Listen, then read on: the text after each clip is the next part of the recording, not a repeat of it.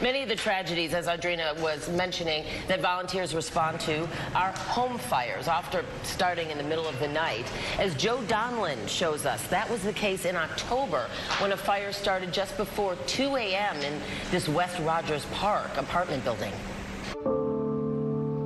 So this is the aftermath of the fire. If you look at the center space that's blank and empty, at one point there were wooden porches there which held the belongings, and many of the items that you see kind of melted on the ground. My name is Nicole Bury. I started as a Red Cross volunteer in September of 2017. The first call came in the early morning hours on October 9th. We got people trapped on the second floor there. Heavy flames could be seen shooting from the windows of the three-story apartment building. The stairs were filled with smoke, blocking escape paths. It was really bad. It was, I think, the whole third floor. We get out from the ladder, the big ladder. A neighbor says a mother jumped from the third-floor windows with her baby in her arms, likely saving her child's life. Her husband and 2 other young sons were unable to get out in time. My children were in panic.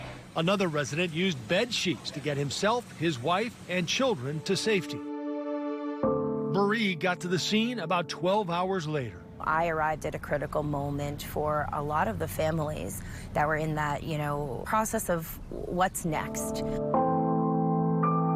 As a disaster response volunteer, she knows the shock and uncertainty a fire victim faces. They're staring at a building where they've literally lost everything that they've worked hard for, from their car keys to their birth certificates to the clothing and probably their last paycheck. And they're sitting here thinking about how they're going to pull things together for their kids.